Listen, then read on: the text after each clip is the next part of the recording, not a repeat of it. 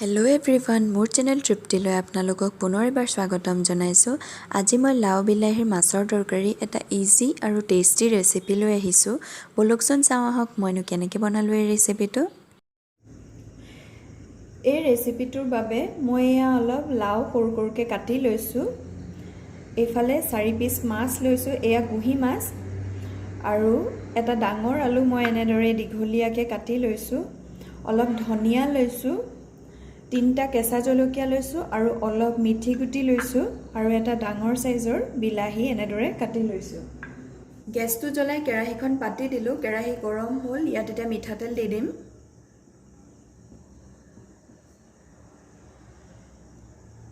মই ইয়াত সৰু 3 চামুচমানৰ সমান মিঠাতেল দিছোঁ।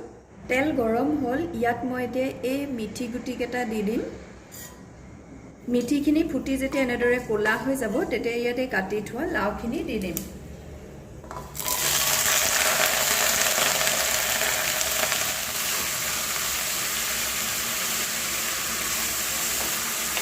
ইয়াত মই কাটি থোৱা আলুখিনিও দি দিম। আলুটো অপশ্যনেল হয়, আপোনালোকে দিবলৈ বিচাৰিলে দিব।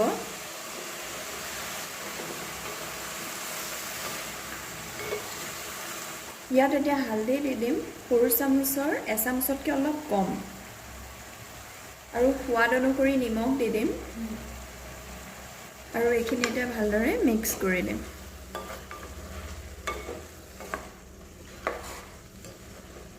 এইখিনি ভালদৰে মিক্স কৰি দিলোঁ। এতিয়া মই 10 মিনিট ঢাকি পেলাই এইখিনি সিজাই ল'ম, আৰু গেছটো মই মিডিয়াম কৰি ৰাখিম।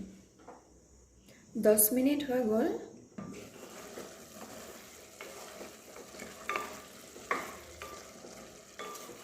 এয়া চাওক, লাওখিনি গলিবলৈ ষ্টাৰ্ট কৰিছেই। ইয়াত এতিয়া মই কাটি থোৱা বিলাহীখিনি দি দিম।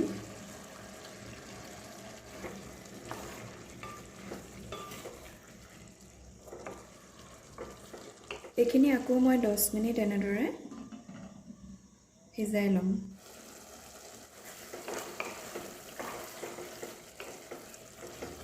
বিলাহী গলিয়ে গৈছে।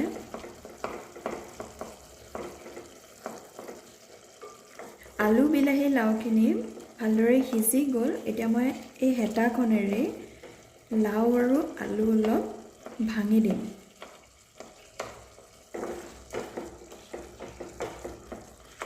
আলু আৰু লাওখিনি মই হেতাৰে অলপ হেঁচি ভাঙি দিলোঁ। ইয়াত এতিয়া মাছ কেইপিচ দি দিম। জলকীয়া 3টাও দি দিম। ইয়াৰ মই মাজেদি এনেকৈ ফালি লৈছোঁ, আৰু ইয়াত অলপ মই গৰম পানী দি দিম। এইখিনি মই এনেদৰে আৰু 5 মিনিট ঢাকি থ'ম। 5 মিনিট পিছত মই ইয়াত তৰকাৰীটো যিমান থ'ম সেই অনুসৰি পানী দি ল'লোঁ। এতিয়া মই ইয়াত আকৌ 5 মিনিট ঢাকি পেলাই এইখিনি ভালদৰে উতলিবলৈ দিম। 5 মিনিট হৈ গ'ল।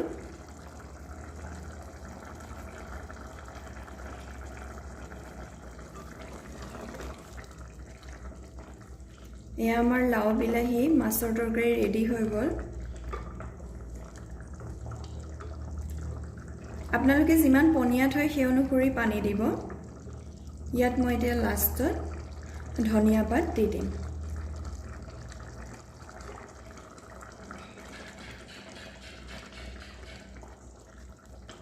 এয়া ৰেডি হৈ গ'ল।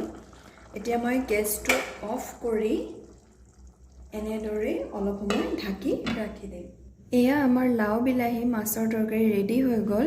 এনেদৰে বনালে খাবলৈ বহুত টেষ্টি হয়। আপোনালোকে এনেদৰে বনাই খাব, আৰু কেনে পালে মোক কমেণ্ট কৰি জনাব। যদি আজিৰ ভিডিঅ'টো ভাল লাগিলে তেনেহ'লে লাইক কৰিব, ফেমিলি আৰু ফ্ৰেণ্ডছৰ লগত শ্বেয়াৰ কৰিব, আৰু মোৰ চেনেলটো ছাবস্ক্ৰাইব কৰি দিব, আৰু কাষতে থকা বেল বাটনটো ক্লিক কৰি অল কৰি দিব। তেতিয়া মোৰ আহিবলগীয়া নতুন ভিডিঅ'ৰ ন'টিফিকেশ্যন আপুনি প্ৰথমেই পাব। আৰু ভিডিঅ'টো শেষলৈকে চোৱাৰ বাবে ধন্যবাদ।